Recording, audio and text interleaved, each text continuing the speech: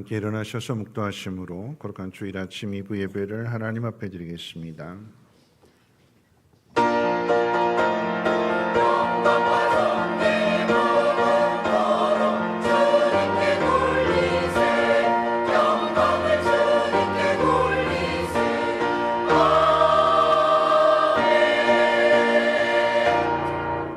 사람이 무엇이기에 주께서 그를 생각하시며 인자가 무엇이기에 주께서 그를 돌보시나이까. 그를 하나님보다 조금 못하게 하시고 영화와 존귀로 관을 씌우셨나이다. 주의 손으로 만드신 것을 다스리게 하시고 만물을 그의 발 아래 두셨으니 곧 모든 소와 양과 들짐승이며 공중의 새와 바다의 물고기와 바닷길에 다니는 것이니이다. 여호와 우리 주여, 주의 이름이 온 땅에 어찌 그리 아름다운지요. 아멘. 거룩하신 하나님, 오늘도 택하신 귀한 자녀들 은혜 보좌 앞으로 인도해 주심을 감사합니다. 하나님, 우리가 누구인지를 깨닫는 시간 되셔서 하나님을 얼마나 사랑하시는가, 이것이 위로가 되게 하시고 소망이 되게 하옵시고 우리에게 향하신 하나님 뜻을 잘 깨닫고 세상 가운데 나가서 세상을 잘 다스리며 하나님 영광을 나타낼 수 있는 복 있는 사람들 되게 하옵소서. 감사드리며 모든 말씀 예수님의 이름으로 기도합니다. 아멘. 찬송가 32장 통일찬송가로 48장입니다.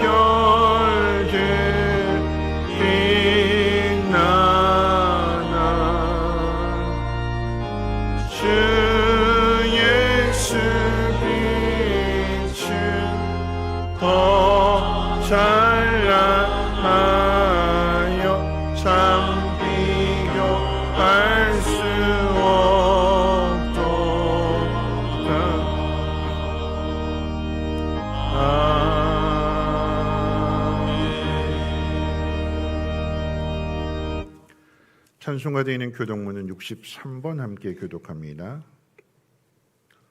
교독문은 63번입니다. 왕이신 나의 하나님이여, 내가 주를 높이고 영원히 주의 이름을 송축하리이다.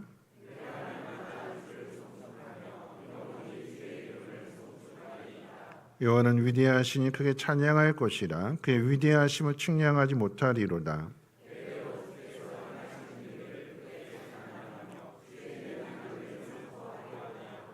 주의 존귀하고 영광스러운 위엄과 주의 기이한 일들을 나는 작은 소리로 읊조리리이다.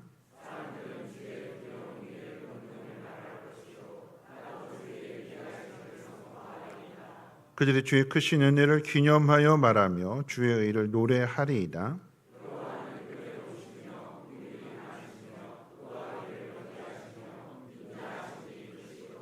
여호와께서는 모든 것을 선대하시며 그 지으신 모든 것에 긍휼을 베푸시는도다.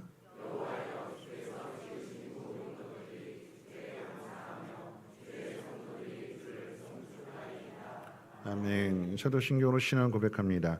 전능하사 천지를 만드신 하나님 아버지를 내가 믿사오며 그 외아들 우리 주 예수 그리스도를 믿사오니 이는 성령으로 잉태하사 동정녀 마리아에게 나시고 본디오 빌라도에게 고난을 받으사 십자가에 못 박혀 죽으시고 장사한 지 사흘 만에 죽은 자 가운데서 다시 살아나시며 하늘에 오르사 전능하신 하나님 우편에 앉아 계시다가 저리로서 산자와 죽은 자를 심판하러 오시리라.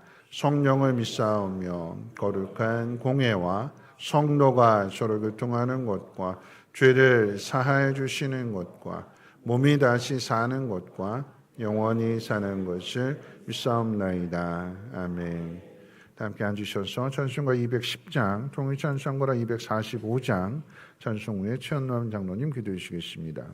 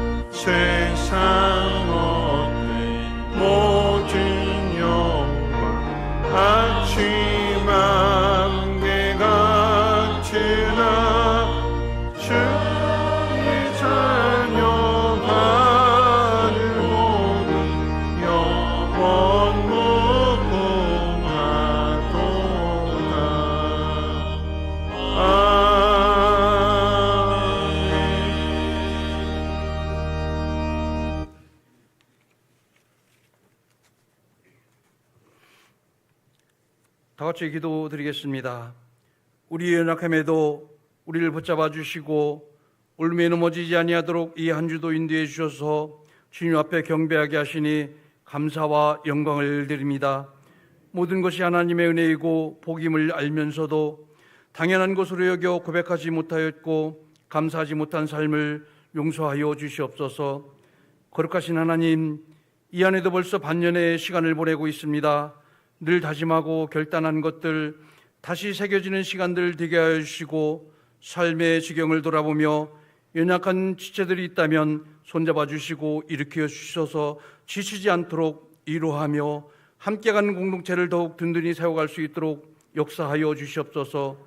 성민교회를 여기까지 인도하신 하나님, 이은기 목사님을 통하여 믿음의 공동체를 세워지게 하시고 이혜진 목사님을 통하여 더욱 든든히 그 믿음을 세워가게 하였사오니 각 지체에게 맡겨진 그 은사들을 하나님 앞에 드려져 충성된 교회로, 충성된 일꾼으로 더 나아갈 수 있도록 인도하여 주시옵소서.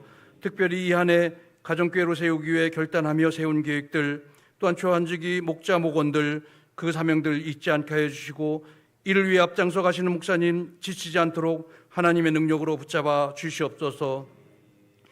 6월은 호국의 달입니다. 참혹한 전쟁으로 너무 큰 상처들을 받은 이 나라가 하나님의 은혜의 복으로 이렇게 부강한 나라가 되었사오니, 가정마다 하나님 말씀으로 더욱 화목하게 하시고 하나님 나라를 더욱 든든히 믿음으로 세워져 죄에 속하지 않고 견고하며 흔들리지 않는 가정과 교회들이 되게 하여 주시옵소서. 이곳에 모인 우리 교우들 드려지는 예배로 한마음 되게 하시고, 모아진 그 마음으로 늘 교회를 구석구석 돌아보는 귀한 지체들이 되게 하여 주시옵소서. 전교인 수련회를 준비하며 나갑니다. 내가 먼저 섬기는 마음으로 참여하기를 원합니다. 한 지붕 아래 온 식구들이 모여 찬양과 기도, 서로의 나눔들로 어른부터 어린 자녀들까지 온 세대가 연합하여 기쁨으로 즐기는 수련회가 되게 하여 주시옵소서. 이 시간도 병상에 있는 우리 교우들 기억하시고 간절한 그들에게도 응답해 주셔서 치유되게 하여 주시고, 감사한 마음으로 고백되어지는 귀한 예배를 드릴 수 있도록 인도하여 주시옵소서. 다음 세대를 세워가는 교학교, 희생과 섬김으로 올바른 가르침과 배움으로 진리를 소유하게 하시고, 그들의 장래를 하나님께 맡길 수 있는 믿음으로 성장시켜 주시옵소서. 주님께서 이 시대에 귀하게 쓰신 목사님 말씀 선포하실 때에 성령 충만케 하시고, 십자가의 은혜를, 하나님의 사랑하심을 깊이 깨닫는 말씀 선포되게 하여 주시옵소서. 늘 일정 가운데도 함께 해주시고, 신방이 이루어질 때마다 하나님의 임재도 함께 하여 주시고, 가정에도 하나님의 복으로 인도하여 주시옵소서. 찬양대 열심을 다하여 수고한 찬양으로 영광 받아주시고, 각 처소에서 섬김과 봉사로 그들의 손길을 하나님의 봉사로 복으로 인도하여 주시옵소서. 보배롭고 존귀하신 예수님의 이름으로 기도하옵나이다. 아멘.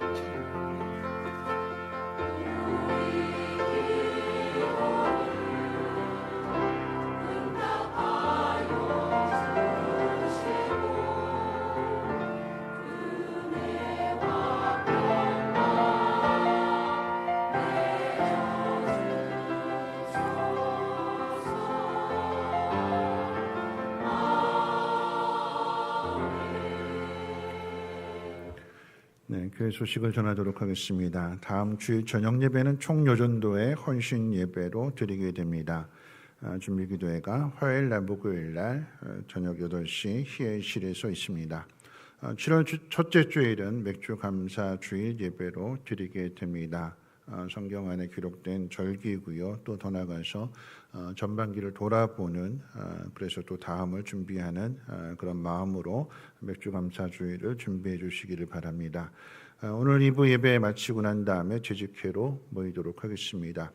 7월 17일부터 18일까지 1박 2일 전교인 수련회가 있습니다. 신청하신 분들이 이제 거의 한 200명 가까이 되시기는 하는데, 앞으로 또 혹시라도 또 마음에 또 결단하셔서 가실 분들이 있다면 추후라도 이야기해 주시면 이렇게 배정하도록 하겠습니다.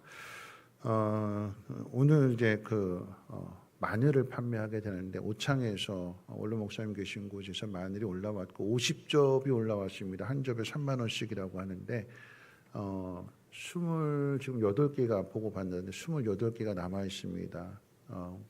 혹시라도 이제 시골 도와주는 그런 차원에서 구매해 주시면 마늘 필요하신 가정은 구매해 주시면 감사하겠고요.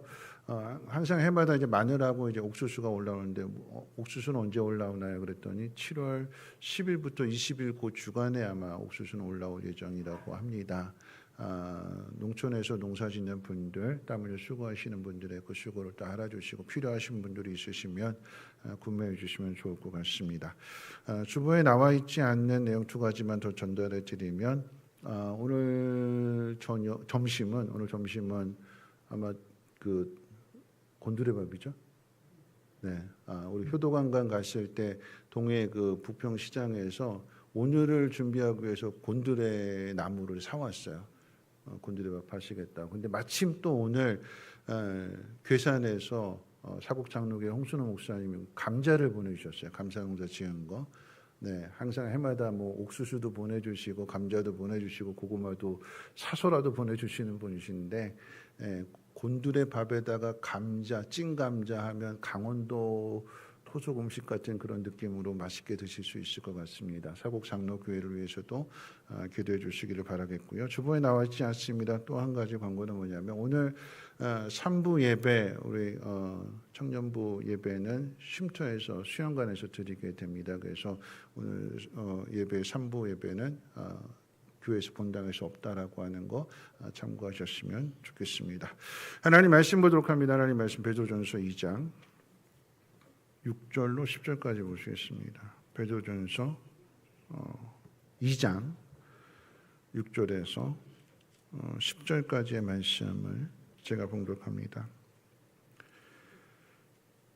성경에 기록되었으되 보라 내가 택한 보배로운 모퉁이 돌을 시온에 두나니 그를 믿는 자는 부끄러움을 당하지 아니하리라 하였으니 그러므로 믿는 너희에게는 보배이나 믿지 아니하는 자에게는 건축자들이 버린 그 돌이 모퉁이의 머릿돌이 되고 또한 부딪히는 돌과 걸려 넘어지게 하는 바위가 되었다 하였느니라. 그들의 말씀을 순종하지 아니함으로 넘어지나니 이는 그들을 이렇게 정하신 것이라. 그러나 너희는 택하신 족속이요 왕 같은 제사장들이요 거룩한 나라여 그의 소유가 된 백성이니 이는 너희를 어두운 데서 불러내어 그의 기이한 빛에 들어가게 하시니에 아름다운 덕을 선포하게 하려 하심이라. 너희가 전에는 백성이 아니더니 이제는 하나님 백성이요 전에는 긍휼을 얻지 못하였더니 이제는 긍휼을 얻은 자니라. 아멘.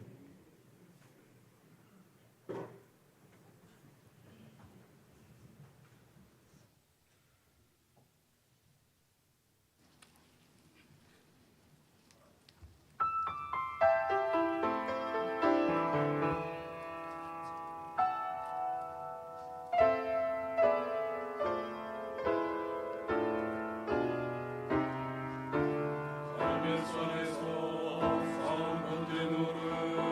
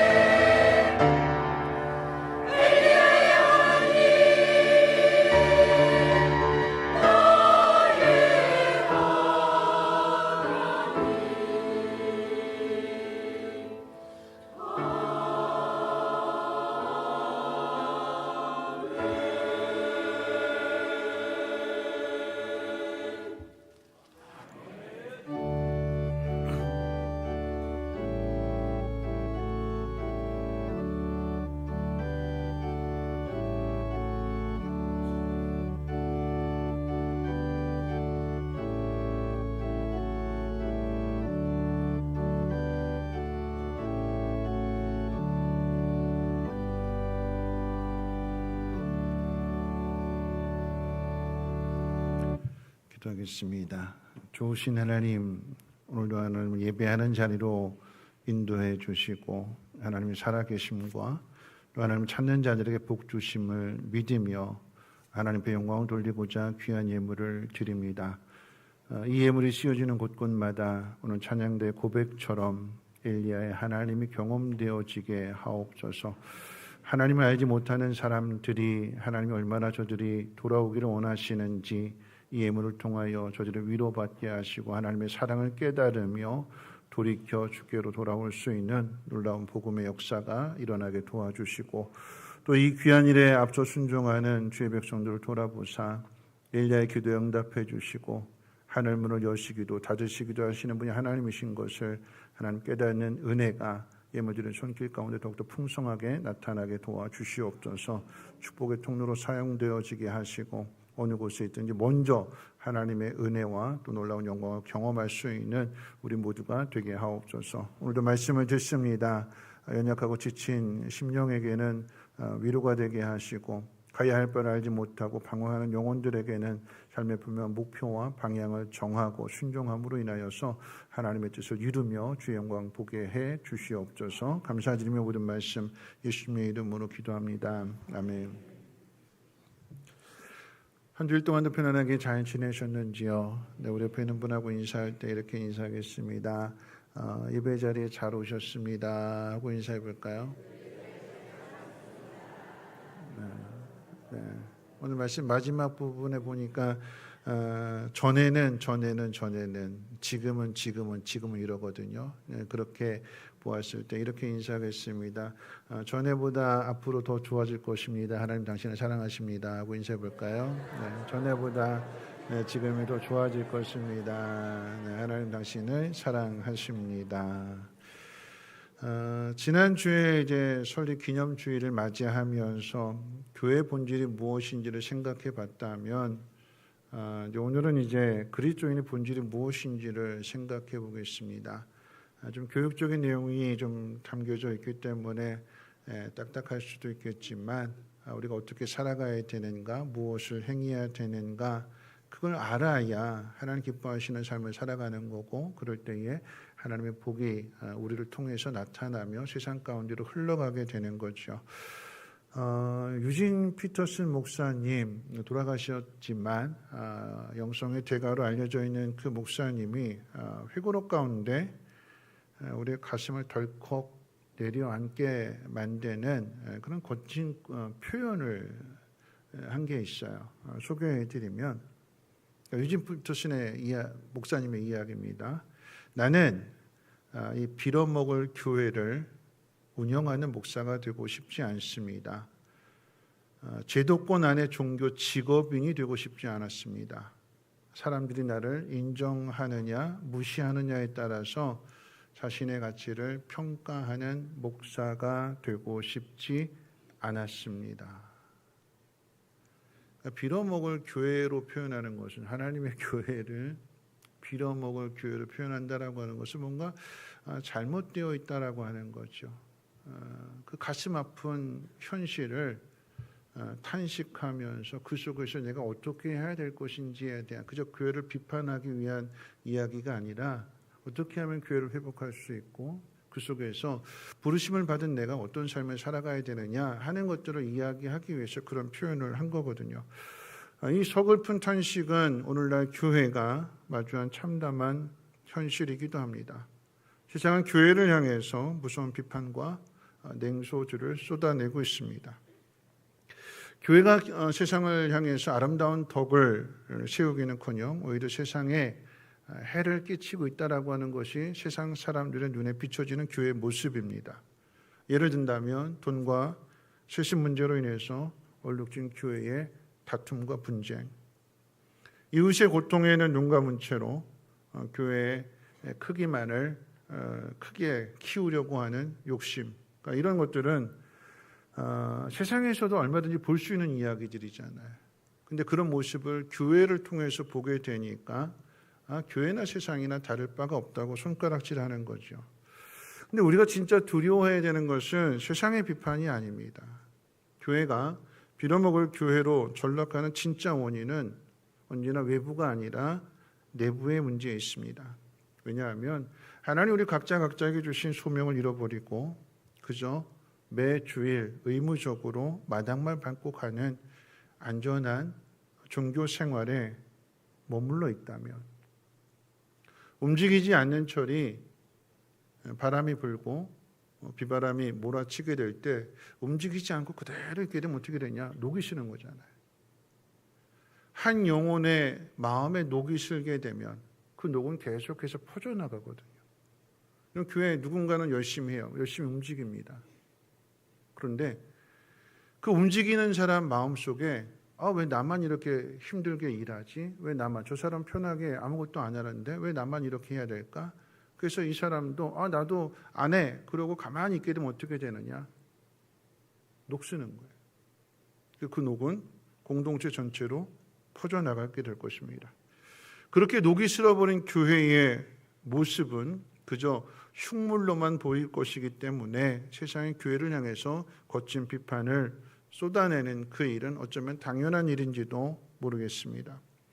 오늘 본문 내용이기도 한 2장 8절 말씀 가운데 보면 성도가 실족하고 교회가 세상 앞에서 넘어지는 근본적인 이유에 대해서 성경은 이렇게 지적하고 있는데 8절 후반절 보면 그들이 말씀을 순종하지 아니함으로 넘어지나니 이는 그들을 이렇게 정하신 것이라. 왜 넘어질까요? 왜 교회가 녹이 슬고 흉물이 되는 걸까요? 오늘 유진 피터슨 목사님 말씀대로 이야기했는 왜 교회가 빌어먹을 교회가 되는 걸까요? 그만큼 잘못된 점이 많다라고 하는 거죠. 올바른 모습을 잃어버렸기 때문에 그런 건데 왜 이런 원인이 무엇이냐? 왜 이렇게 되느냐? 그 원인을 찾아본다라고 하면 결국은 하나입니다. 하나님 말씀 앞에 온전히 순종하지 않았다라고 하는 거죠.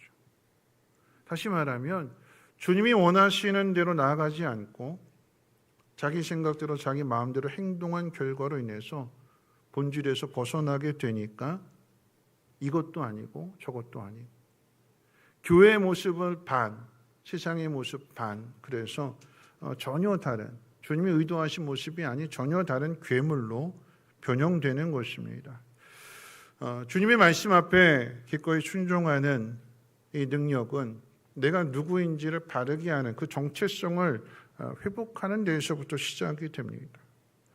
내가 누구에게 속해 있으며 나에게 부여된 사명이 무엇인지를 뼈저리게 알지 못한다라고 하면 우리는 결코 순종의 삶을 살아낼 수가 없습니다. 그렇기 때문에 이 베드로 사도는 아시아에 있는 교회들을 향해서 편지를 하게 될 때에 우리가 누구인지 어떤 일을 해야 되는지 그 정체성을 다시 한번 깨닫게 해주는 것으로 말씀을 시작하는 거죠. 흔히 말하는 그리스도인의 삼중직.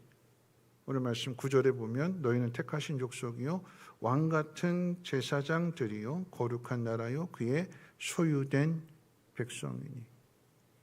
그리스도인의 삼중직이라고 하는 그러니까 세 가지 직분이라고 하는 이것이 다 따로따로 왕이고 제사장, 어떤 사람은 왕이 되고 어떤 사람은 제사장이고 어떤 사람은 소유된 백성이 아니라 소유된 백성으로 그는 왕이 되어야 되고 소유된 백성으로 그런 제사장이 되어야 되며 소유된 백성으로서의 삶을 살아가야 된다라고 하는 것을 가르쳐 주는 것입니다. 오늘 이 말씀을 통해서 여러분 이 일은 하나님 앞에 부름을 받은 사람들 예수 그리스도의 피로 구원받은 사람들이 할 수 있는 일이기 때문에 세상이 할 수 없는 거예요. 그래서 대체 불가능한 일입니다. 세상 일은 얼마든지 여기가 펑크가 났다 하면 다른 사람을 대신해서 할 수가 있지만 왕이요 제사장이요 하나님의 거룩한 소유가 되어서 하나님의 뜻을 이루며 하나님 앞에 순종하는 이 일은 오직 부르심을 받은 사람들, 구원받은 사람들만이 할 수 있기 때문에 이건 대체 불가능한 일입니다. 우리가 가지고 있는 정체성 이 세 가지를 함께 생각해 볼 텐데 첫 번째 이 베드로 사도가 권면하는 건 첫 번째는 뭐냐면 왕이 되십시오라고 하는 얘기예요. 따라서 해볼까요? 우리 옆에 있는 분 한번 인사해 봅니다. 여러분 왕이 되십시오. 네. 왕이 되라 그러면 좋죠. 그렇죠? 왜 좋을까요? 왕을 떠올리게 되면 뭐 번쩍번쩍거리는 왕관을 쓰고 멋진 옷을 입고 보좌에 앉아서 여봐라 하고 이제 명령하면 뭐든지 다 들어주잖아요. 그러니까 그런 것들을 떠올리기 때문에 왕이 되라고 하면 우리가 좀 마음이 밝아지고 환해지는데 기분 좋은 일이다라고 생각하게 되는데, 그런데 그건 세상이 보여주는 왕의 모습이고 성경이 보여주는 왕의 모습은 다릅니다. 하나님이 세우시는, 그리고 하나님이 정하신 왕의 참된 사명은 권력을 휘두르는 특권의 자리에 있는 것이 아니라 자신의 힘과 생명을 바쳐서 백성들을 안전하게 지켜주고 보호해주며 또한 그들을 올바른 길로 인도하는 그 책임을 가진 자리가 바로 왕의 자리이거든요. 성경적인 그 왕권의 본질은 군림이 아니라 보호하는 것이고, 지배하는 것이 아니라 책임을 지는 것이고, 자신의 행복을 위해서 백성들을 도구로, 수단으로 이용해 먹는 것이 아니라 그 반대로 그 백성들을, 강한 백성들을 만들기 위해서 이 왕이 섬겨주는 것이 성경이 가르쳐주는 왕권의 모습입니다. 그럼 이것을 좀 쉽게 설명해 본다면, 그 영화 그런 거 있잖아요. 광해, 왕이 된 남자라고 하는 그 영화 속에서 두 가지 왕의 모습을 보여주죠. 진짜 왕이 어떻게 살아가고 있는지, 근데 가짜 왕은 어떤 모습을 보여주는지를 비교해 보면서 그 영화가 이야기하게 될 때에, 여러분 진짜 광해는 백성들의 아픔보다는 자신의 그 자리를 지키는 것이 먼저였습니다. 그래서 백성들의 좀 세금을 줄여주는 그 대동법, 그게 옳은 건지 알아요. 근데 그것을 시행하게 되면 그 관료들이, 신하들이 그 수익을 빼앗기기 때문에 이걸 목숨 걸고 반대하거든요. 왕과 싸우면서까지도 반대하는 상황이다 보니까 백성들의 세금을 줄여주는 대동법을 시행하지 못하고 끙끙 앓으면서 하운에 이 사람들을, 이 기득권 세력들을, 이 신하들을 어떻게 할까? 누구랑 싸우느냐? 이 신하들과 싸우는 거예요. 근데 담대하게 이겨내지 못하고 그 속에서 끙끙 앓고 있는 거죠. 대외적인 관계를 보더라도 명나라가 전쟁을 일으키면서 조선에 그 원군을 파견해 달라고, 마치 미국과 이란 전쟁 벌이는데 트럼프 대통령이 한국의 지원군을 파병해 달라고 요청하는 것 똑같은 상황이잖아요. 이 일에 대해서 가짜 왕이 보여준, 가짜 광해가 보여준 것은 뭐냐면, 백성들을 위한 일이라고 한다면 뭐 가짜니까 어차피 내일 아니까 난 그냥 여기서 며칠 동안 대리 노릇하다가 나는 가버리면 그만이니까, 그런 마음이 아니라 정말 백성들을 사랑하는 마음에서 대동법을 시행하라 그러잖아요. 명나라가 원군을 파병해달라고 하는 그 요청에 대해서 이 가짜 광해가 뭐라고 이야기하냐면, 내 백성이 살아 돌아오는 일을 위해서라면 나는 그 오랑캐 앞에 무릎이라도 꿇겠다고 그랬어요. 그랬더니 신하들이, 조선의 왕으로서 채통이 있지, 체면이 있지, 어떻게 오랑캐한테 그런 부탁을 하냐고 신하들이 비난하니까 멋진 말을 하잖아요. 이 가짜 광해가, 내 땅, 내 백성의 10갑절, 100갑절 더 소중하오.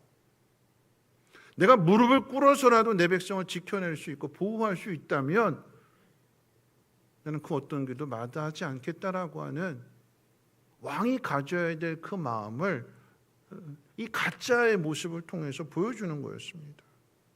그게 참된 왕의 모습이다라고 하는 거죠. 영화만의 이야기가 아니라, 여러분 실제로 이 땅에 오신 예수님은 세상이 기대했던 것과는 전혀 다른 왕의 모습을 보여주셨습니다. 하나님의 아들이시고 만왕의 왕이 되시는 분이시니까 왕으로서 보석이 박힌 그 왕관을 쓰고 보좌에 앉아서 호령하는 모습이 아니라, 주님은 왕관 대신에 가시면류관을 쓰셨고 화려한 그 보좌 대신에 십자가의 형틀에 달리셨습니다. 백성들의 고혈을 짜내어서 자기 배를 채우는 왕이 아니라 도리어 우리의 구원을 위해서 자신의 생명을 기꺼이 내어주셨습니다. 예수님이 이 땅에 오셔서 행하신 일은 거대한 조직을 세우고 강한 나라를 만들기 위한 그 어떤 프로그램이나 그 어떤 행사가 아니라 연약하고 실수투성인 제자들을 품으셨고 그들을 가르치셨습니다. 뭘까요? 현재의 일에만이 아니라 그 다음을 보시는 거죠. 이 제자들을 통해서 복음이 땅끝까지 전해질 수 있도록 그 제자들을 세우시는 거였어요. 한 사람 한 사람을 품어주셨고 하나님의 사람으로 길러내셨으며 그 결과로 인해서 그렇게 깨닫긴 제자들이 주님과 같은 길을 걸어감으로 인하여서 복음이 전해지는 곳마다 하나님의 나라가 이루어지는 것을 모두가 다 보게 되는 거죠. 성경이 우리에게 왕이 되라고 하는 것은 화려한 왕관을 쓰는 일이 아닙니다. 그것은 차갑고 거친 현실 속에서 묵묵히 눈물을 삼키는 일이기도 합니다. 여러분 이것을 가정에 비유해 볼게요. 가정에 있어서의 가장 아버지들이 왕의 역할을 해야 되는 거잖아요. 그런데 그 가정을 지키고 보호하기 위해서 세상 속에서 어떤 일들을 할까요? 좀 세상 속에서 일들을 하게 될 때에 억울한 일들, 참 치사하고 안 입고 온 일들 많이 당하잖아요. 자존심이 상해서 당장이라도 사표 쓰고 당장 다 내려놓고 싶은 그런 상황들, 일이 버겁고 힘들어서 숨이 턱끝까지 차게 되는 그런 상황들. 근데 그럼에도 불구하고 다시 입술을 깨물고 다시 신발끈 동요 매고 달려가잖아요. 왜 그럴까요?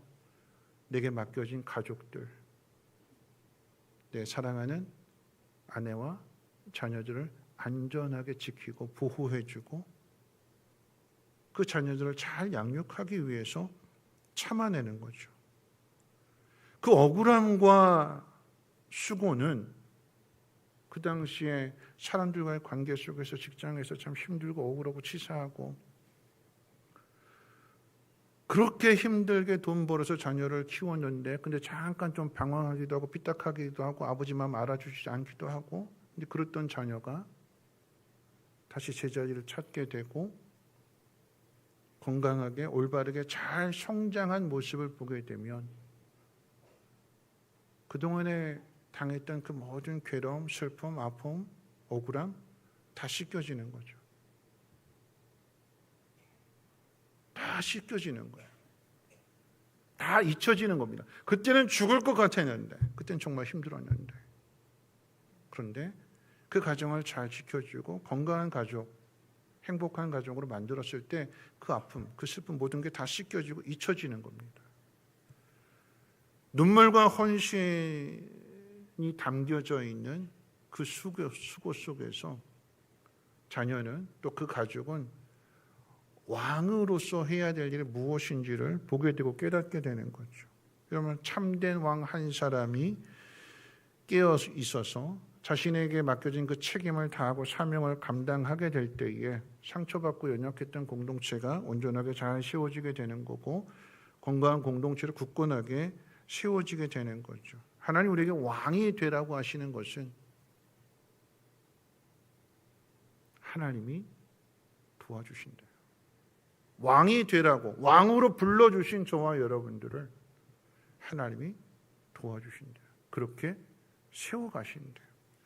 맡겨주신 그 사명 속에서 우리가 감당해야 될 일들 속에서 그저 나 한 사람 나만 편하면 되지 그게 아니라 가족을 책임지는 그 마음 속에서 내가 통치하고 올바르게 다스리는 왕으로 그 자격을 갖춘 사람으로 성장해 가는 거예요.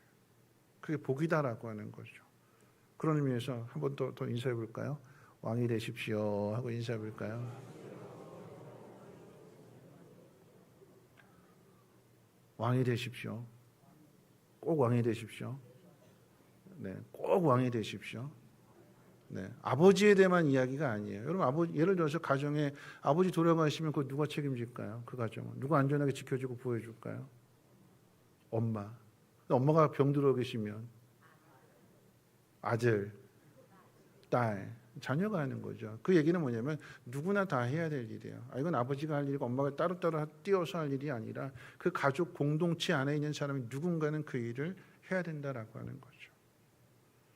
왕으로 태어나는 것, 특별히 부르심을 받는 그 사람만이 아니라 모두가 해야 된다라는 것을 첫 번째로 기억했으면 좋겠습니다. 자, 두 번째는요, 제사장이 되라고 하십니다. 제사장. 구약 시대 제사장이 했던 가장 중요한 일은 백성들의 더러운 죄를 씻어주고 그 영혼을 하나님 앞으로 다시 인도해서 하나님과의 관계가 화목하게 만드는 일이 제사장의 역할이었어요. 이 제사장은 누구만 할 수 있었느냐? 구약 시대 레위인만 할 수 있었어요. 레위인들. 구별된 지파잖아요. 다른 지파들에게는 다 산업을 주시고 기업을 주셨는데 이 레위 지파만큼은 하나님 성전에서, 그래서 성전에 아무나 못 들어갑니다. 제사장만 들어갈 수 있고 레위만 들어갈 수 있어요. 그러다 보니까 제사장이 의시되는 거예요. 그러다 보니까 레위인들의 어깨가 올라가게 되는 거예요. 야, 하나님 앞에 나아갈 수 있는 것은 우리밖에 없어. 나밖에 없어. 이렇게 되는 거죠. 그러면 그 본분을 망각하는 거예요. 의시되라고 하는 이야기가 아니라 백성들의 죄를 씻어주고 정결하게 해주고 그래서 하나님 앞에 나아갈 수 있도록 사랑해주고 섬겨주고 도와주는 일이 바로 제사장의 해야 될 일이고 오늘날 목회자들이 해야 될 일이고 오늘 목자들이 해야 되는 일이기도 하죠. 이 제사장의 모습은 가정으로 비유한다면 어머니 모습으로 비유할 수 있는 거잖아요. 가정의 아버지가 그 가족을 보호해주고 책임지는 왕의 역할을 한다면 어머니는 가족들의 허물과 상처를 품어주는 제사장의 역할을 해야 한다는 것입니다. 자녀들이 밖에서 온갖 흙먼지를 다 뒤집어 쓰고 돌아오면 야, 네 옷 그렇게 더럽혔으니까 야, 네가 빨아, 이게 아니라 누가 빨아준대요? 엄마가 빨아주는 거예요. 어린아이 같은 경우에는 몸도 씻겨줍니다. 자녀가 사고를 치고 돌아오면 사고 쳤으니까 풀에 죽어 있잖아요. 죄책감에 빠져 있기도 하고. 그럼 엄마는 그 모습 보면 속상하잖아요. 내 자녀가 그렇게 풀 죽어 있는 모습 보니까. 뭐라고 이야기할까요? 사고 친 자녀에게. 야, 기죽지 마. 힘내. 엄마가 다 책임질게. 그러잖아요. 그죠? 그게 엄마예요. 격려해주고 위로해주고 다시 일어날 수 있도록 도와주는 게 엄마의 역할이에요.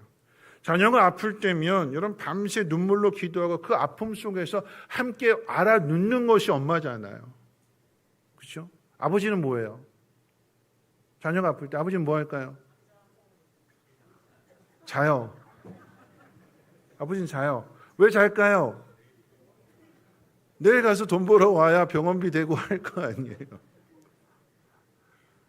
이놈의 집구석은 나밖에 없어 그러지 말고 각자의 역할이 있다라고 하는 것을 기억하고 도와주고 품어주는 거예요. 그게 어머니의 역할입니다. 그럼 제사장은 바로 이 어머니의 심정으로 공동체 안에서 다른 사람의 그 허물을 내 아픔으로 여기면서 그 눈물을 닦아주고 그 영혼을 위해서 기도해주는 역할이 바로 이 어머니의 역할이고 공동체 안에서 제사장의 역할이 돼요. 예수님 이 땅에 오셔서 그 모습을 또 보여주셨잖아요. 대제사장으로서 모습을 보여주셨을 때에 예수님이 이 땅에 오신 이유가 죄인을 심판하고 격려하기 위함이 아니라 그들의 더러움을 닦아주시고 그들의 영혼을 치유해 주시고 회복시켜 주시기 위해서 살려주시기 위해서 이 땅에 오셨어요. 그걸 잘 보여주는 것이 이제 요한복음 8장의 현장에서 가늠하다 붙잡힌 여인의 사건입니다. 많은 사람들이 돌을 들어서 율법을 근거로 인해서 돌로 여인을 쳐 죽이려고 했습니다.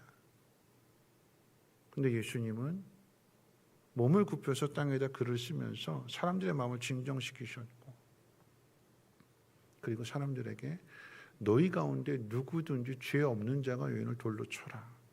그 얘기는 뭐냐면 한 사람 한 사람을 하나님 앞에 서게 하셨어요. 그냥 무리 가운데 휩싸여서 저 사람이 죄를 지었으니까 비판하고 저 사람이 더러우니까 죽여야겠다.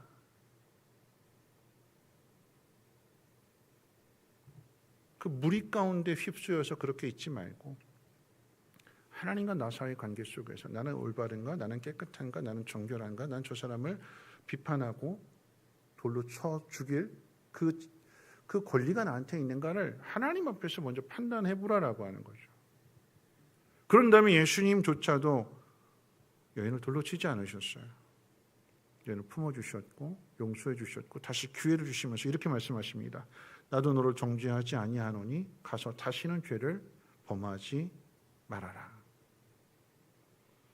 그럼 교회 리더들이 해야 될 가장 중요한 일은 상대방의 허물을 판단하고 정죄하는 일이 아닙니다. 목회자도 또 목자도 또 교사도 교회 공동체 리더들이 해야 될, 믿음 좋은 사람들이 해야 될 일은 뭐냐면 자신의 믿음을 기준으로 해서 상대방을 보면서 야, 너 왜 그것밖에 못해? 너 이거 잘못했잖아. 너는 이 공동체에 어울리지 않아. 넌 빠져. 판단하는 역할이 아니에요. 판단하라고 그 자리에 세워주신 것이 아닙니다. 묵장 안 해도 그렇잖아요. 그렇죠? 이 사람은 왜 이렇게 할까? 대부분 그런 마음을 갖게 판단하게 되는 경우가 어떤 거냐면 내가 열심을 다해서 이 목원들을 섬겨줬는데 한 사람 한 사람 섬겨줬는데 이 사람이 기대에 부응하지 못하고 기대에 반응하지 못하게 되고 내가 도와줬는데 이 사람이 외면하거나 내가 도와줬는데 그거 세상 말로 그게 뭐 쌩까거나 막 이랬을 때 속상하잖아요. 그때 판단하게 되는 거잖아요. 넌 도움받을 자격 없어. 공동체 안에서 정말 믿음이 연약한 사람, 또 때로는 그것을 잘 알지 못하고 깨닫지 알면 할 때 모르니까 그러는 거죠. 하나님의 사랑을 경험했으면 공동체 안으로 더 깊이 들어올 수 있는데 하나님에 대한 경험이 없는 사람은 안 들어와요. 거절합니다. 여러 번 핑계대고 변명하고 펑크내고. 그럴 때 정지하는 것이 아니라 너는 틀려먹었어. 끝. 선을 긋는 것이 아니라 그럴수록 더 다가가야 된다. 그게 제사장의 역할이에요. 왜 중요할까요? 죄를 지었다고 해서 그 사람이 기대한 대로 성장해 주지 않는다고 해서 선을 그어버리게 되면 그 사람은 혼자 있는 거예요. 죄 가운데 있는 사람이라고 하면 그 사람을 그냥 그대로 내버려 두게 되면 그 죄는 더 심해지는 거예요. 그걸 막아주는 게 제사장의 역할인 거죠. 그럼 죄를 지은 사람도 알아요. 그렇게 하는 게 그 마음에 거리낌이 있고 죄책감이 있어요. 그러면 그 죄책감이 있는 사람들이 교회 안에서, 밖에 얘기 아니라 교회 안에 얘기야. 교회 안에 있는 사람들이 저 사람 왜 그래? 비난하거나 비판하거나 흉보거나 그렇게 되면 그 사람은 점점 고립이 돼요. 혼자 있게 되는 거죠. 혼자 내버려 두지 말라라고 하는 얘기예요. 같이 있어주라고 하는 얘기고. 여러분 그 이야기는 그저 뭘 잘못해도 그냥 내버려 두고 방종으로 그렇게 내버려 두라고 하는 이야기가 아닙니다. 그 사람이 무언가 잘못됐다라고 하는 것을 깨달을 수 있도록 어떻게 해요? 같이 있어주고 올바른 모습을 계속 지속적으로 보여주는 거예요. 그게 누구의 역할이냐? 엄마의 역할이래요. 그게 제사장의 역할이래요. 교회 리더들이 해야 될 가장 중요한 일은 상대방의 허물을 판단하고 정죄하는 일이 아니라 흙먼지를 뒤집어 쓰고 상대방의 그 영혼의 만신창이가 된 그 모습을 하나하나 닦아주는 거고 도와주는 거고 치유해 주는 거래요. 그게 제사장이 할 일이죠. 더 죄가 심하여지지 않도록 막아주는 거고 나한테는 아무도 없다. 내 편이 아무도 없다. 외로워하지 않도록 함께 그를 지켜주라라고 하는 거죠. 예수님은 자신을 부인하고 배반한 제자들에게 야 너희들 그렇게 내가 3년 동안이나 공을 들였는데 왜 너희들 믿음이 그 정도밖에 안 되냐 책망한 것이 아니라 그런 제자들에게 성찬식을 가르쳐 주셨어요. 야, 잘 봐라. 이 떡은 너희들을 위해서 찢기는 내 피다. 내 몸이다. 너희가 마시는 이 잔은 너희를 위해서 흘리는 내 피다. 그렇게만 가르쳐 주시는 것으로 끝나는 것이 아니라 실제로 십자가를 지셨습니다. 가르치심 그대로 본으로 보여주신 거죠. 우리가 제사장의 사명을 감당한다라고 하는 것은 교회 안에서 직분을 자랑하거나 자기 의를 드러내는 그런 이야기가 아니에요. 이름도 없이 빛도 없이 오직 낙심한 영혼, 상처 입은 영혼을 품고 눈물을 흘리는 그 어머니의 마음을 갖는 거예요. 그 마음을 가지고 그 공동체 안에 더럽혀진 구석구석을 닦아주는 거고, 기대와 소망을 가지고 묵묵히 기도의 자리로 나아가는 겁니다. 그러니까 제사장이 할 일, 어머니가 할 일, 교회 리더들이 해야 될 일은 뭐냐면 기도의 자리로 가는 거예요. 기도의 자리로. 기도의 자리로 가야 기대와 소망이 살아나요. 여러분, 목자가 기도의 자리로 나아가지 않으면 계속 비판만 하게 돼요. 저 사람 왜 저럴까? 내가 그렇게 헌신했는데, 섬겼는데 왜 안 변할까? 그 현실 속에 있으면 똑같이 원망하게도 비판이 점점 커지는 거예요. 근데 기도하는 자리로 나오게 되면, 그 문제 가지고 기도하는 자리로 나오게 되면 어떻게 될까요? 주님이 말씀해 주시는 거예요. 마음속에 성령이 깨닫게 해주시는 거예요. 그러니까 어떻게 해요? 주님의 마음을 기도의 자리에서 품게 되는 거예요. 더 사랑할 수 있게 되는 거고. 그럼 기도의 자리로 나아갈 수 있는 우리 모두가 되시기를 주님의 이름으로 부탁을 드립니다. 자, 세 번째는 이제 거룩한 백성이 되라라고 하는 거죠. 거룩한 나라요 그의 소유된 백성이라고 했습니다. 여러분, 거룩의 본질은 구별입니다. 구별. 이 구별이라고 하는 것은 내가 하나님의 백성이 되고 하나님 나라의 시민권을 가진 사람이 되었다라고 하는 것입니다. 하나님 나라의 공동체에 머물러 있게 된 거죠. 그래서 우리가 오늘 구체적으로 한번 살펴본다면 하나님 백성이 된 우리가 머물러야 될 세 곳이 있습니다. 첫 번째가 어디냐? 목장 안에 머물러 있어야 돼요. 목장 안에. 목장 안에 들어오십시오. 목장으로. 목장 안에 들어와야 거기에 왕도 있고 제사장도 있고 그 안에서 어떤 삶을 살아가야 될 것이냐, 어떻게 세상을 이겨내야 될 것이냐, 그 안에서 보호받게 되는 거예요. 목장 안에 들어왔더니 왕의 권위를 가지고 잘 지켜주고 보호해 주는 사람이 있습니다. 또 제사장과 같은 모습으로 나를 위해서 기도해 주는 사람도 있습니다. 그 속에서 어린아이들이 잘 보고 배우게 되는 거잖아요. 그래서 어떻게 훗날 그 영혼 또한 누군가를 품어주는 왕이 되는 거고 제사장이 되는 거고 그 안에서 성장하게 되는 거죠. 이게 공동체 안에 머물러 있을 때 일어나는 신비입니다. 재상생은 되는 거예요. 재상생. 그걸로 끝나는 것이 아니라 그 내에서 멈추는 것이 아니라 다음에서 전해지는 거고, 그러므로 하나님의 나라가 확장되는 거죠. 어디에 머물러 있었느냐? 두 번째, 오늘 이 주일 예배에 머물러 있어야 됩니다. 이 주일 예배. 주일 예배가 중요한 거예요.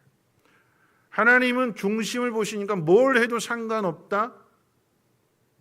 우리 마음속에 하나님 주신 자유를 방종으로 사용할 때가 있어요. 방종. 내가 하면 다 옳은 거죠. 그래서 모든 걸 다 내 중심으로 바꿔간다면 하나님 법이 필요 없잖아요. 내가 하나님이 되는 거죠. 교회가 정한 법이 있다면 거기에 맞춰야 되는 거예요. 뭘 해도 상관이 없다. 용서해 주실 거고 이해해 주실 거고 사랑해 주실 거니까. 아니요. 그럴수록 더욱 철저하게 지켜야 됩니다. 여러분, 예배 시간에 한 번은 늦을 수 있어요. 근데 이 습관이 되면 누가 주인이 되냐? 내가 주인이 돼요. 왕을 만나러 갈 때, 대통령을 만나러 갈 때, 아니면 어떤 중요한 사람을 만나러 갈 때 내가 계속해서 시간을 늦게 간다고 생각해 보세요. 그 사람 만나줄까요? 안 만나줘요. 나를 신뢰할까요? 신뢰하지 않아요. 나를 도와줄까요? 안 도와줘요. 어떤 상황이 있어서 오늘은 예배 장소 못 가게 되니까 오늘은 그냥 집에서 편하게 온라인 예배 드려야겠다. 한 번은 그럴 수 있어요. 상황이 정말 여의치 못하면 그럴 수 있어요. 그런데 이게 습관이 되면 내가 왕이 되는 거예요. 우리는 내가 왕이 아니라 하나님 왕이시잖아요. 거기 따라가야 되는 거고요.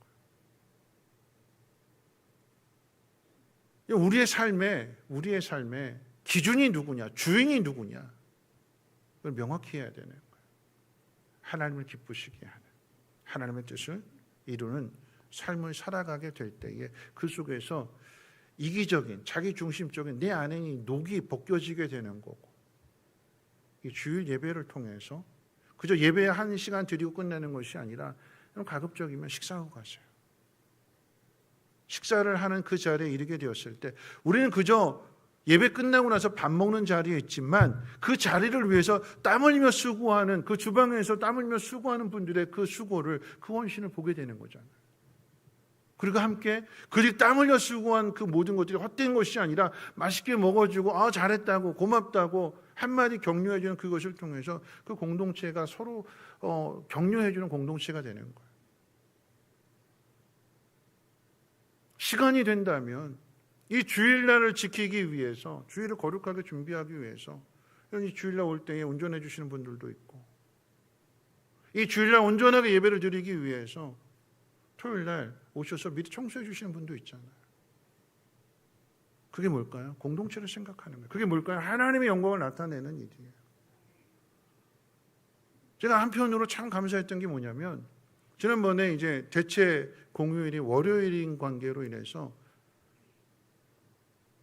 월요일날 청소하시는 분이 안 오면 어떡할까? 또 토요일날이 쉬는 날일 경우도 있었잖아요. 그렇죠? 6월 6일이었나요? 토요일날이 쉬는 날인데 청소 안 오시는 분, 휴일 때문에 안 오시면 있으면 어떡할까? 그랬는데 공휴일인데도, 쉬는 날인데도 6일날 오셔서 청소해 주시는 분들. 왜 그럴까요?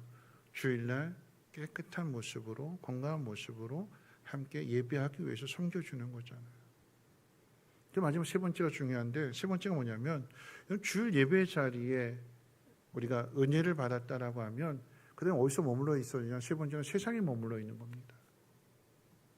그럼 세상 사람과 그리스도인들은 이 순서가 바뀌었어요. 뭐냐면 세상 사람들은 6일 동안 열심히 일하고 난 다음에 일요일 날 쉬는 날입니다. 뭐가 먼저예요? 6일 동안 일하는 게 먼저예요. 그리고 그 다음 날 일요일 날 쉽니다. 근데 그리스도인들은 이게 바뀝니다. 어떻게 바뀔까요? 주일날 하나님과의 관계 속에서 하나님과 교제하면서 그 하나님에 대한 믿음을 가지고 어떻게 해요? 6일 동안 세상으로 가는 거예요. 세상의 직업을 통해서 우리가 누구인가를 드러내는 거죠. 말씀의 은혜를 받고 내가 왕이 되어야 되겠다, 제사장이 되어야겠다, 내가 하나님 백성으로 살아야겠다, 마음의 다짐을 하고 결단을 하고 세상으로 갔을 때 넘어지잖아요. 육신이 연약하고 믿음이 연약해서 넘어집니다. 그럴 때에 어디 가서 다시 일어날까요? 금요일날 목장에 가서 자기 신앙을 다시 점검하고 내 믿음이 이것밖에 안 됐구나. 그런데 그런 날을 다시 일으켜 세워주는구나, 격려해 주는구나, 나를 위해서 기도해 주는구나. 그리고 주일날 오게 될 때에 그 마음이 다른 거예요. 우리는요 주일로부터 나머지 날들이 시작이 되는 거예요. 하나님 우리를 창조해 주신 그 모든 것들, 하나님 그것을 우리에게 맡겨주신 그 일로부터 우리 역사가 시작이 되는 거예요. 보세요. 첫째 날부터 여섯째 날까지는 하나님 모든 걸 다 하신 거예요. 하나님이 첫째 날 빛을 창조하시고 마지막 날 가서 사람을 창조하셨잖아요. 그리고 안식하라고 하셨어요. 하나님과 관계를 설명해 주셨습니다. 나는 창조주고 너희는 피조물이다. 근데 너희들이 할 일이 있다. 내가 이 세상을 맡긴다. 그럼 인간이 해야 될 일이 어디서부터 시작이 되느냐? 안식 후 첫날부터 시작이 되는 거예요. 하나님과의 안식을 누리고 난 다음에 하나님과의 관계를 회복하고 난 다음에 그때부터 세상살이가 시작이 되는 거예요. 우리는 머물러야 될 곳이 어디냐? 세상입니다. 왜 머물러야 될까요? 영혼 구원하기 위해서. 그들에게 하나님의 살아계심을 나타내고 증거하기 위해서. 그럼 우리가 어떻게 해야 되느냐? 그 속에서 왕이 되어야 되는 거고 그 속에서 제사장이 되어야 되는 거예요. 하나님 백성은 다르구나 하는 모습들을 보여줘야 되는 거죠. 말씀을 마칠 텐데요. 주님이 원하시는 교회 최종적인 모습은 오늘 이제 말씀 가운데 이렇게 기록하고 있어요. 이는 9절 말씀 하반절 가운데 보면 이는 너희를 어두운 가운데서 불러내어 그의 귀한 빛에 들어가게 하시니 아름다운 덕을 선포하게 하려 하심이라. 주님이 원하시는 교회는 어떤 교회냐? 하나님의 아름다운 덕을 세우는 교회래요. 하나님의 아름다운 덕을 나타내기 위해서는 먼저 내 자신이 변화되어야 되는 거고 내 안에 있는 녹을 닦아내야 되는 거고 내 삶보다도 마치 아버지처럼 왕처럼 내 가족을 보호해 줘야 된다. 내 백성을 지켜야 된다. 인도해 줘야 된다. 책임져야 된다. 내 마음에서부터 결단이 되어야 되는 거예요. 내 안에 녹을 벗겨내고 나를 부르신 그 하나님, 나를 만들어 가시는 하나님, 그 하나님의 뜻 앞에 내 의지와 생각과 내 모든 것들을 복종하고 순종하며 나가게 될 때에 하나님 나를 아름다운 사람으로 만들어 가시는 거예요. 죄송합니다. 유진 피처슨 목사님 말이잖아요. 이 빌어먹을 교회. 왜 이렇게 됐어요? 누가 이렇게 만들었어요? 하나님이 이 빌어먹을 교회를 만드신 게 하나님의 뜻입니까? 우리 죄가 그렇게 만들었잖아요. 사명을 잃어버리고 본질을 잃어버리고 자기밖에 모르는 삶을 살아가게 될 때에 교회 녹이 쓰는 거고 흉물이 되는 거고 그럼 세상 사람들도 저 빌어먹을 교회는 맨날 싸우기만 해. 저 빌어먹을 교회는 맨날 땅만 사. 손가락질 받는 거예요. 그런 교회가 되지 않도록 내가 먼저 하나님 나를 왜 부르셨는가? 이 공동체 안에 왜 나를 이곳에 부르셨는가? 세 가지 꼭 기억하시고 그것을 이루는 삶을 살아가십시오. 여러분의 가정 안에서, 교회와 목장 안에서, 그리고 세상 속에서 아름다운 덕을 나타낼 수 있는 저와 여러분들 되시길 주님의 이름으로 축원을 드립니다. 우리 함께 일어나셔서 원하고 바라고 기도합니다. 함께 찬양합니다.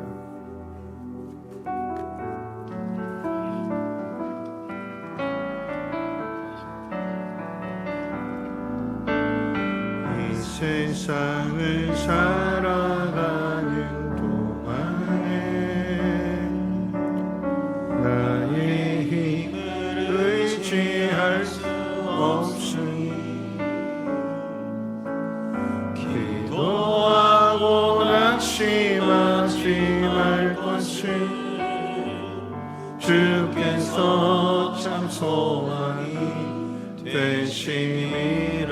주의 길을 걸어가는 동안에 주의 길을 걸어가는 동안에 세상에 못 의지할 수 없으니 감사하고 낙심하지 말 것을 주께서 참 기쁨이 되심이라. 하나님의 꿈이 나의 비전이 되고 예수님의 성품이 나의 인격이 되고 성령님의 권능이 나의 능력이 되길 원하고 하나님의 꿈이 하나님의 꿈이 나의 비전이 되고 예수님의 성품이 나의 인격이 되고 성령님의 권능이 나의 능력이 되길 원하고 바라고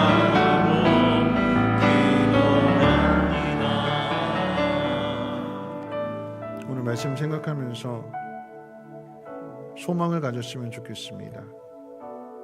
하나님 나를 왜 부르셨는가? 왕이 되라고 하십니다. 왕이 된다는 것은 보호하고 지켜주고 책임져주고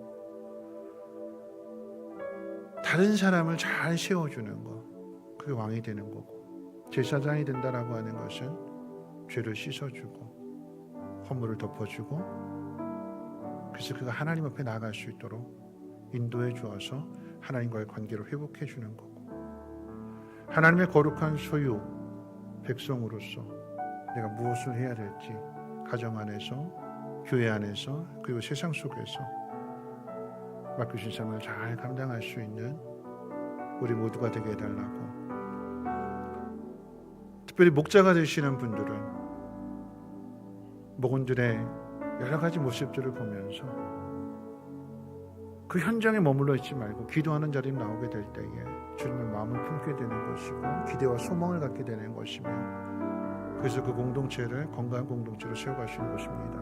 하나님 이 삶을 잘 감당할 수 있도록, 목자뿐만 아니라 우리 모두가 이 삶을 잘 감당할 수 있도록, 세상 가운데 그런 삶을 잘 감당할 수 있도록 하나님 지혜롭게 하시고 성령 충만한 허락해달라고 함께 통성으로 하나님 앞에 기도합니다. 하나님 많으신 하나님 아버지 감사합니다. 오늘도 말씀을 듣습니다.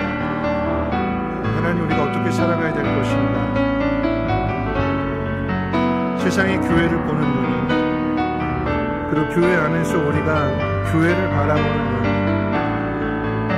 그 눈이 우리로 먹을 교회가 되고 있지는 않는지, 행복한 교회를 만들라고, 하나님의 영광을 나타내는 교회를 세워가라고 하나님에게 사명을 주셨건만 순종하지 않고 세상의 유혹을 따라가며 내가 편한 것, 나에게 좋은 것만을 찾고 있지는 않았는지 우리 자신 돌아보면서 다시금 하나님 사명을 회복되어 가정을 살리고 목상을 살리고 교회 공동체를 살리고 세상을 살릴 수 있는 우리 모두가 되어주게 도와주시옵소서. 특별히 하나님 우리 목자들에게 영적인 분별력을 도와해 주시고 정죄하고 판단하는 자리에 있지 않게 하시고 기도하는 자리, 중보하는 자리로 나아갈 수 있도록 하나님의 영혼을 충만하게 채워주시기를 원합니다. 사명이 무엇인지 깨닫게 해주시고 외롭게 두지 아니하게 하시고 함께 있어주게 도와주시고 아름다운 삶의 모습을 보여주어서 그리스도의 아름다운 덕을 세워나갈 수 있는 우리 목자들 되어주게 도와주시옵소서.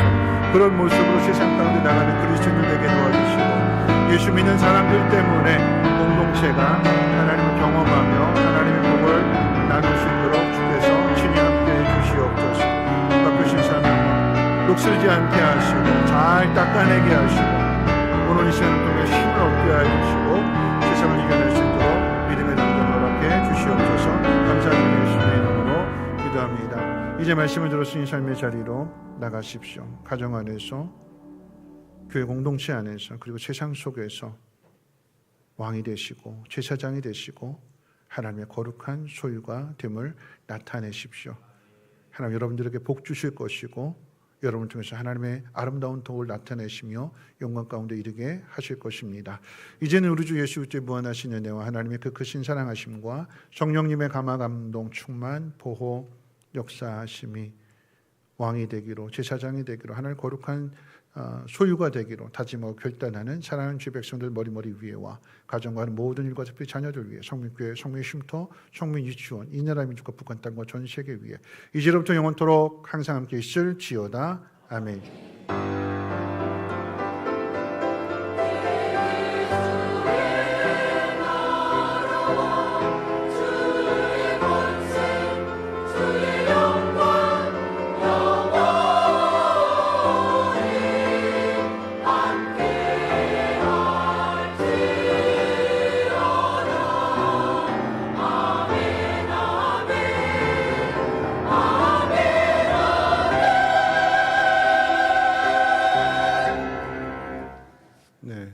이어서 재직회로 모이도록 하겠습니다. 우리 재직되시는 분, 설이 집사 이상 되시는 분들은 재직회 꼭 남아주시기를 바라겠습니다. 교회 살림살이가 어떻게 되는지 관심들 가져주시고 또 그 일에 함께 하시기 바랍니다. 지금 10분이니까 5분 후에 재직회 시작하도록 하겠습니다. 뒤에 있는 시계로 지금 10분이니까 5분 동안 화장실 다녀오실 분들 빨리 다녀오시고 5분 후에 퇴직해야 하도록 하겠습니다.